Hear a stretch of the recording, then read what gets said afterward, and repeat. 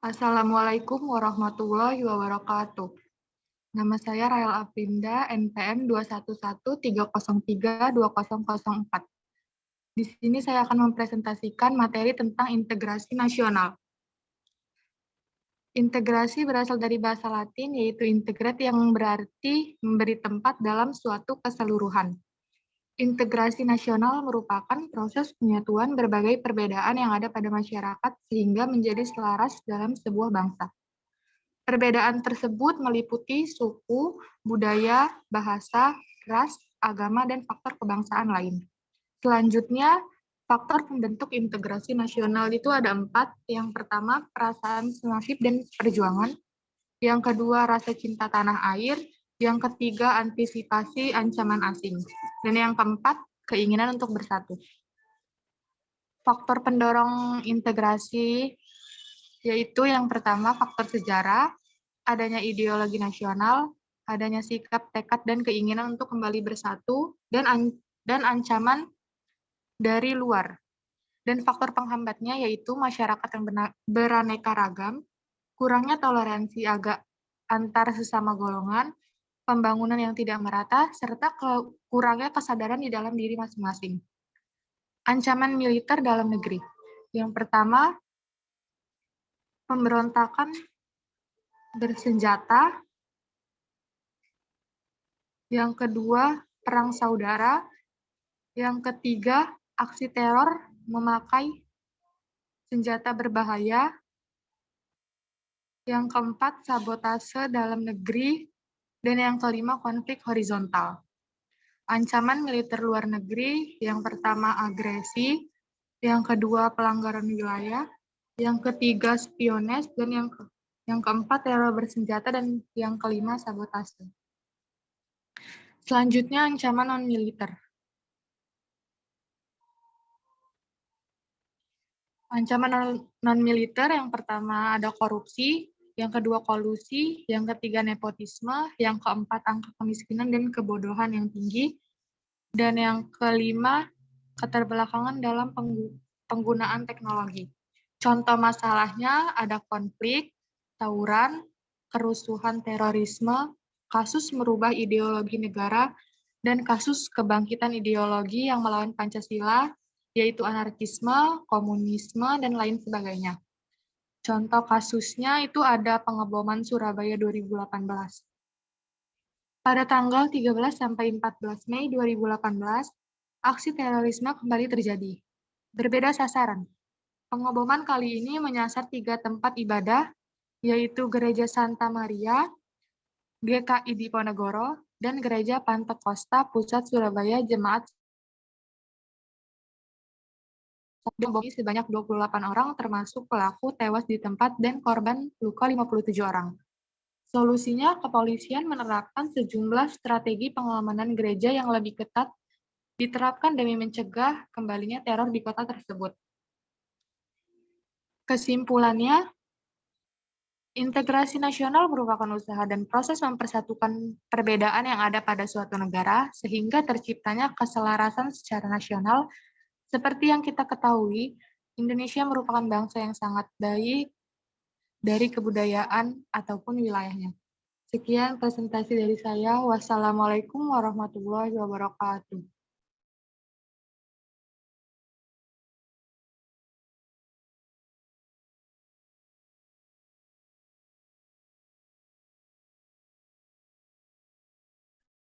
Assalamualaikum warahmatullahi wabarakatuh. Perkenalkan, nama saya Nadira Devi Lusinta dengan NPM 21130320068. Di sini saya akan mempresentasikan materi saya yang berjudul Identitas Nasional. Sebelum masuk lebih jauh ke dalam materi pembahasan, alangkah baiknya kita dapat mengetahui terlebih dahulu apa saja topik pembahasan pada materi saya. Yang pertama, faktor pendukung kelahiran identitas nasional. Kedua, fungsi identitas nasional. Ketiga, jenis-jenis identitas nasional. Keempat, faktor yang mempengaruhi pembentukan identitas nasional. Kelima, unsur-unsur identitas nasional. Identitas nasional. Istilah identitas nasional atau national identity berasal dari kata identitas dan nasional. Identitas atau identity secara harfiah berarti ciri-ciri, tanda-tanda, atau jati diri yang melekat pada seseorang atau sesuatu yang membedakannya dengan yang lain. Sedangkan kata nasional atau nasional merupakan identitas yang melekat pada kelompok-kelompok yang lebih besar yang diikat oleh kesamaan basic seperti budaya, agama, bahasa, maupun non-fisik seperti keinginan, cita-cita, dan tujuan. Istilah identitas nasional atau identitas bangsa melahirkan tindakan kelompok atau kolektif yang diberi atribut nasional diwujudkan dalam bentuk-bentuk organisasi atau pergerakan yang diberi atribut-atribut nasional. Faktor pendukung kelahiran identitas nasional yang pertama yaitu faktor objektif. Faktor objektif sendiri meliputi faktor geografis dan demografis, kondisi geografis ekologis yang membentuk Indonesia sebagai wilayah kepulauan yang beriklim tropis dan terletak di persimpangan jalan komunikasi antar wilayah dunia di Asia Tenggara, ikut memengaruhi perkembangan kehidupan demografis, ekonomi, sosial, dan kultural bangsa. Yang kedua yaitu faktor subjektif. Faktor subjektif meliputi faktor historis, sosial, politik, dan kebudayaan yang memiliki bangsa Indonesia. Faktor historis ini memengaruhi proses pembentukan masyarakat dan bangsa Indonesia beserta identitasnya melalui interaksi berbagai faktor yang terlibat di dalamnya. Hasil dari interaksi dari berbagai faktor tersebut melahirkan proses pembentukan masyarakat, bangsa, dan negara bangsa beserta identitas bangsa di Indonesia. Fungsi identitas nasional. Menurut Smith, terdapat 3 fungsi dari identitas nasional, yaitu A. Identitas nasional memberikan jawaban yang memuaskan terhadap rasa takut akan kehilangan identitas melalui identifikasi terhadap bangsa. B. Identitas nasional menawarkan pembaruan pribadi dan martabat bagi individu dengan menjadi bagian keluarga besar suatu negara. C.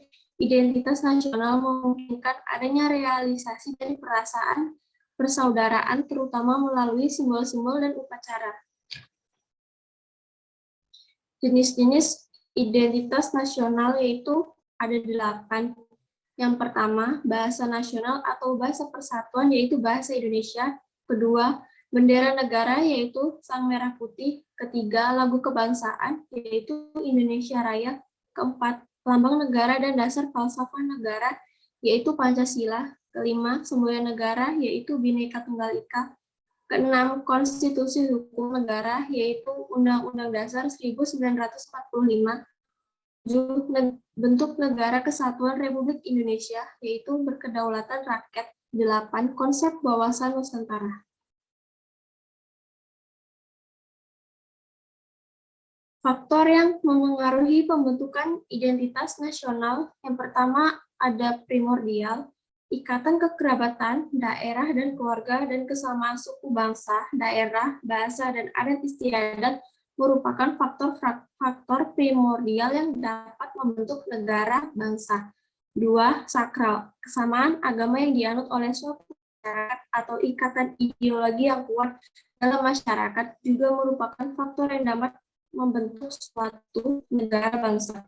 3. Tokoh, kepemimpinan dari seorang tokoh disegani dan dihormati oleh masyarakat menyatukan suatu bangsa negara.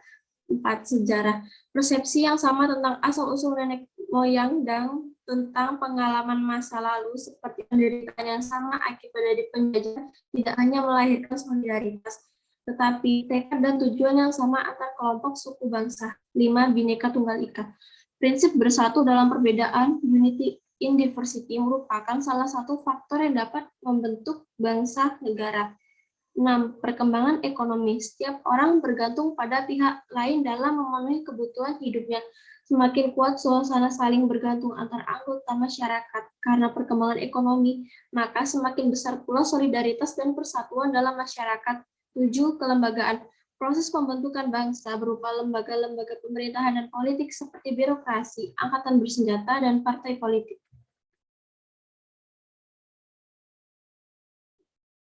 Unsur-unsur identitas nasional. Menurut Ubaidillah, secara umum terdapat beberapa unsur yang menjadi komponen identitas nasional, diantaranya pertama, faktor perilaku adalah gambaran pola perilaku yang terwujud dalam kehidupan sehari-hari.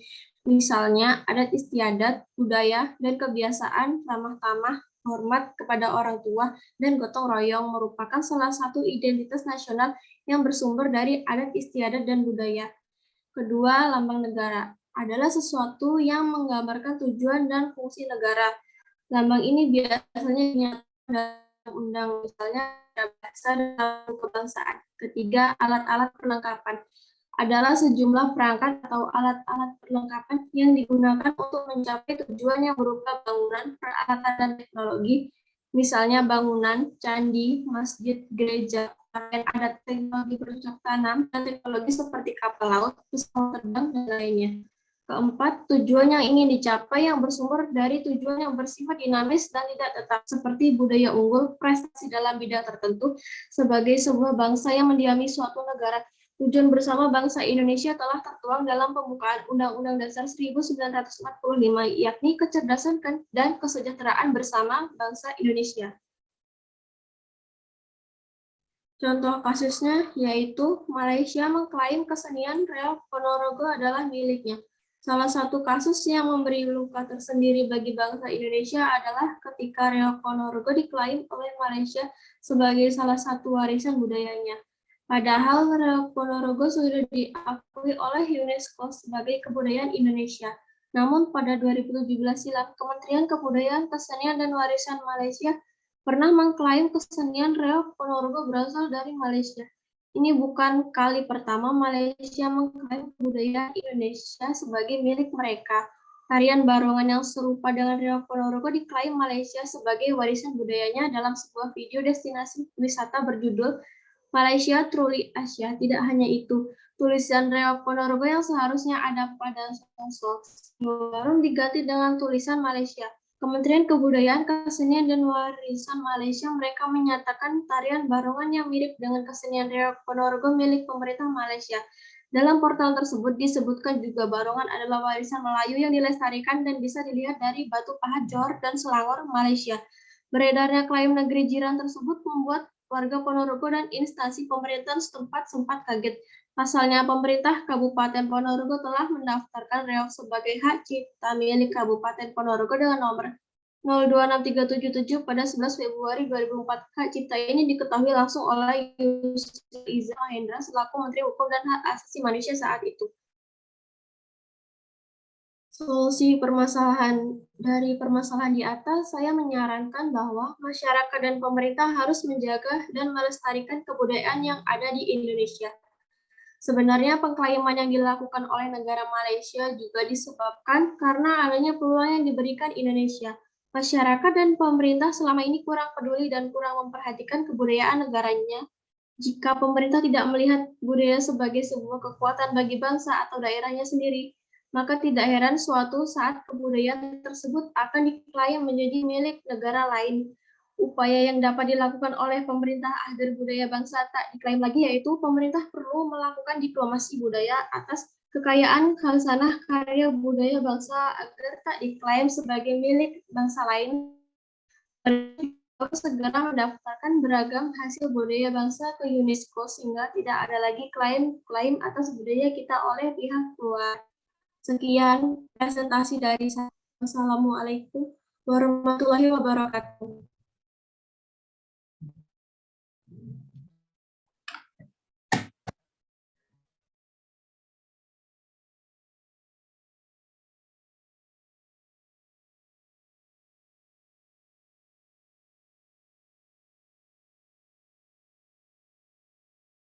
Bismillahirrahmanirrahim. Assalamualaikum warahmatullahi wabarakatuh.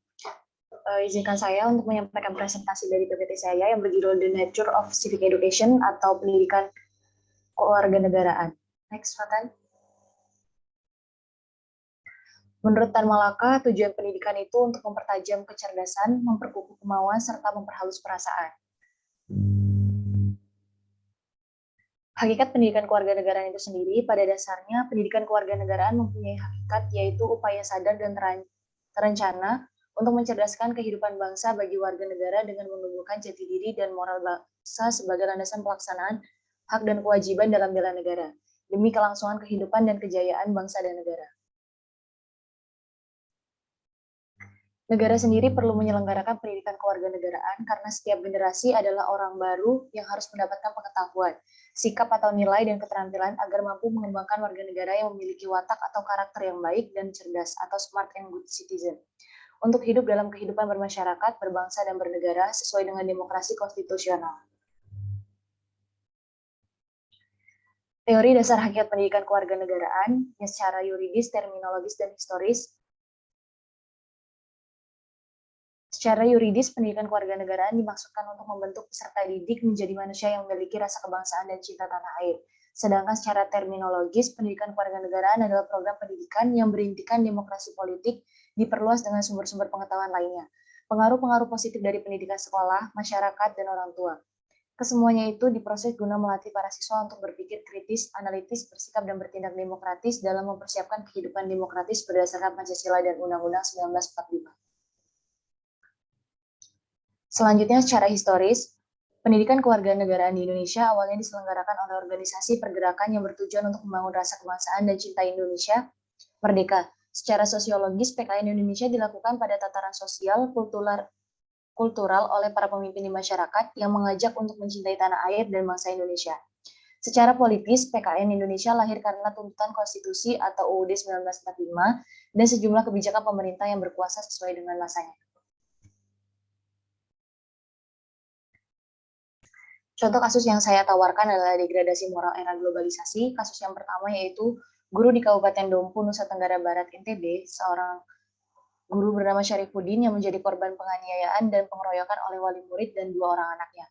Lalu kasus yang kedua yaitu karena menyita ponsel muridnya saat pelajaran berlangsung, seorang guru agama Pondok Pesantren Darus Asadah di Kasamanda, Kalimantan Timur atau Kaltim dianiaya hingga tewas pada Rabu tanggal 23 bulan 2 2022. Dan kasus yang ketiga, video seorang guru dikeroyok siswa di dalam kelas beredar di media sosial dan menjadi viral. Dalam video berdurasi 24 detik ini, memperlihatkan guru yang masuk ke kelas terlibat saling tendang dengan 5 siswa di sekolahnya. Next. Solusi yang saya tawarkan dari ketiga kasus di atas, dapat saya tawarkan sebuah solusi yaitu kurang adanya peran yang saling sinergis antara seluruh aspek pendidikan atau yang lebih dikenal dengan triologi pendidikan yang dimukakan oleh Ki Hajar Dewantara, yaitu keluarga, sekolah, dan lingkungan. Maka integrasi yang ciamik mulai harus digalakkan dan diterapkan pada seluruh aspek yang terlibat agar ke depan kita tidak terlibat dalam disintegrasi yang cukup memprihatinkan tersebut. Mungkin cukup sekian presentasi dari saya. Saya akhiri. Wassalamualaikum warahmatullahi wabarakatuh.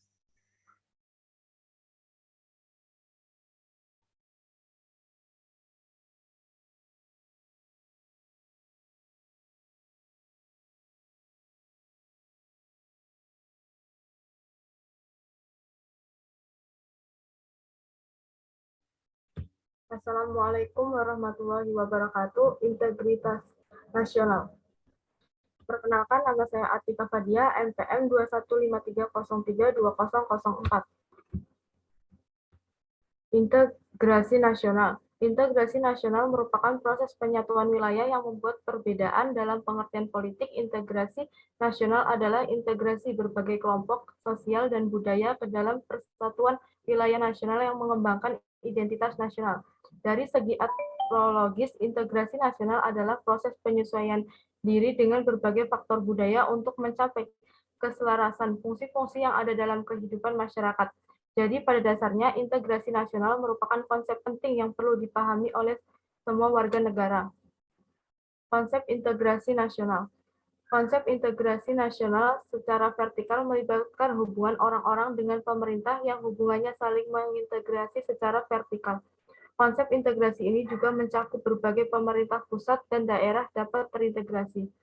Konsep integrasi nasional secara horizontal mencakup penyatuan bangsa Indonesia yang memiliki tingkat kemajuan yang relatif tinggi. Bagaimana membangun identitas nasional yang sama meskipun kelompok masyarakat, agama, suku, dan identitas berbeda-beda. Jenis-jenis integrasi nasional. Integrasi nasional juga memiliki beberapa jenis yang menjelaskan setiap fenomena integrasi yang terjadi dalam berbangsa dan bernegara. 1. Integrasi asimilasi adalah bentuk integrasi yang merupakan perpaduan dua budaya atau lebih yang menghilangkan ciri-ciri budaya asli yang diterima masyarakat. 2. Integrasi alkulturasi adalah perpaduan dua budaya atau lebih tanpa menghilangkan ciri-ciri budaya asli di lingkungannya. 3. Integrasi normatif adalah integrasi yang didasarkan pada norma-norma yang menghubungkan masyarakat. 4. Keterpaduan perangkat merupakan keterpaduan yang terbukti merupakan hasil kesatuan individu dalam masyarakat. 5. Integrasi idealis adalah integrasi yang dilakukan dan dibuktikan dengan ikatan spiritual yang kuat tanpa adanya paksaan. 6. Integrasi fungsional adalah integrasi yang berlangsung untuk fungsi tertentu untuk semua pihak dalam masyarakat.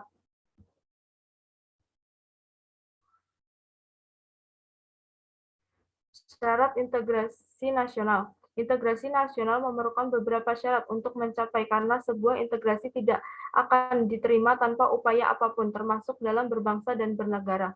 3 syarat utama mencakup proses integrasi nasional di Indonesia adalah 1. Adanya kesadaran massa, 2. Kesepakatan tentang aturan dan pedoman, 3. Adanya nilai dan norma yang berlaku.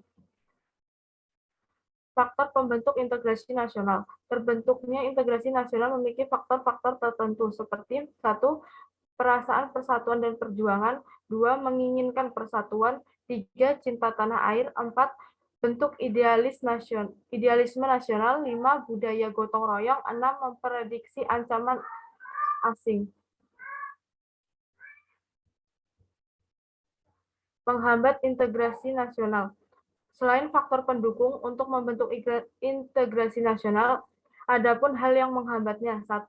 Masyarakat Indonesia yang beragam. 2. Luas wilayah Indonesia. 3. Pemahaman etnosentrisme yang kuat. 4. Pembangunan yang tidak merata. 5. Erosi budaya adat dimulai. Faktor pendorong. 1. Adanya rasa senasib dan seperjuangan. 2. Keinginan untuk bersatu di kalangan bangsa Indonesia. 3. Rasa cinta tanah air di kalangan bangsa Indonesia. 4. Rasa rela berkorban untuk kepentingan bangsa dan bernegara. 5. Kesepakatan atau konsisten nasional dalam mewujudkan proklamasi kemerdekaan Pancasila dan undang-undang. Contoh kasus. Kerusuhan Lampung 2012 adalah serangkaian kerusuhan yang terjadi di Lampung Selatan tanggal 27 Oktober hingga 29 Oktober 2012. Kerusuhan ini bermula dari program transmigrasi yang diadakan pemerintah ketika warga asal Bali masuk ke Lampung dan ditempatkan di Lampung Selatan. Di Lampung Selatan, mereka kemudian mendirikan perkampungan Bali Nuraga, Bali Agung, dan Bali Napal. Konflik kemudian mencuat setelah dua garis dari penduduk desa Agom Lampung Selatan terjatuh dari motor yang kemudian dibantu oleh warga desa Walinuraga. Ketika membantu terjadi kesalahpahaman di antara keduanya. Warga desa Walinuraga dianggap membantu korban sembari melakukan pelecehan. Akibatnya terjadi bentrokan antar warga negara desa Agom dan desa Walinuraga. Kejadian ini merusak ratusan rumah dan puluhan kendaraan bermotor. Solusinya, tumbuh di tengah perbedaan, membiasakan diri kita untuk saling toleransi. Berbeda suatu hal yang biasa dan biasa terjadi harmonis bila adanya rasa toleransi sosial. Rasa memahami seseorang atau kelompok mayoritas dan minoritas untuk saling menghormati dan menghargai. Ini langkah yang bisa kita lakukan untuk menumbuhkan rasa toleransi dalam kehidupan sehari-hari. Mungkin cukup sekian materi dari saya. Wassalamualaikum warahmatullahi wabarakatuh.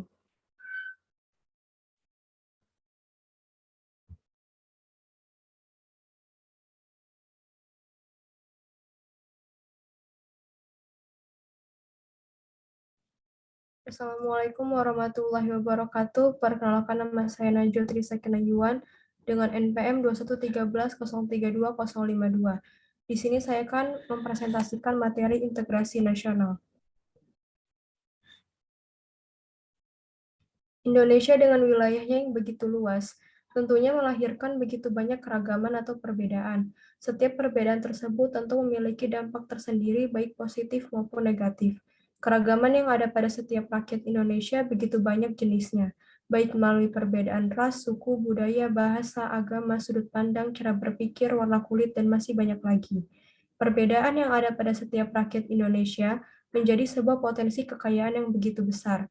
Kita sebagai rakyat Indonesia sudah seharusnya menganggap setiap perbedaan tersebut sebagai salah satu anugerah yang harus kita jaga, agar keragaman tersebut tidak hilang, bahkan digantikan oleh budaya luar akibat dari arus globalisasi. Pengertian integrasi sendiri adalah proses penyatuan atau pembauran, sementara pengertian dari nasional adalah kebangsaan atau berasal dari bangsa sendiri. Pengertian dari integrasi nasional adalah proses penyatuan atau pembauran berbagai jenis aspek seperti sosial, budaya, ekonomi, dan latar belakang, dengan tujuan mencapai suatu keselarasan dan keseimbangan dalam mencapai tujuan yang sama. Faktor pendorong, yang pertama kesamaan latar belakang sejarah, yaitu rasa senasib dan seperjuangan pada zaman dahulu yang tujuan dengan lepas dari penjajah.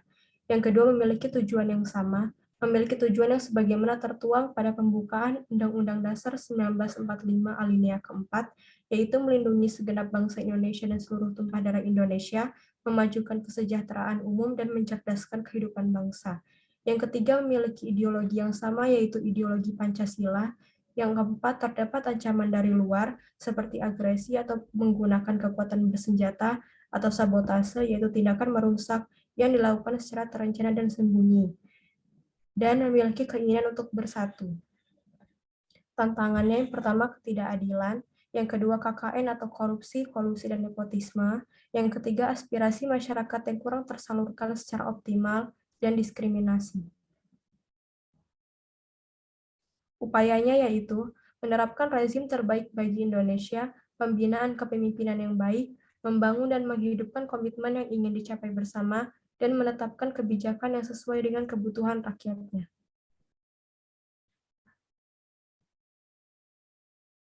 Contoh kasus, yaitu Gerakan Aceh Merdeka atau GAM adalah gerakan separatisme bersenjata yang bertujuan agar Aceh terlepas dari Negara Kesatuan Republik Indonesia atau NKRI. GAM dibentuk pada 4 Desember 1976 dan dipimpin oleh Hasan Ditirto. Akibat adanya perbedaan keinginan antara pemerintah rakyat Indonesia dan GAM, konflik yang terjadi sejak 1976 hingga 2005 ini telah menjatuhkan hampir 15.000 jiwa. Organisasi tersebut membubarkan gerakan separatisnya setelah terjadi perjanjian damai 2005 dengan pemerintah Indonesia. GAM kemudian berganti nama menjadi Komite Peralihan Aceh.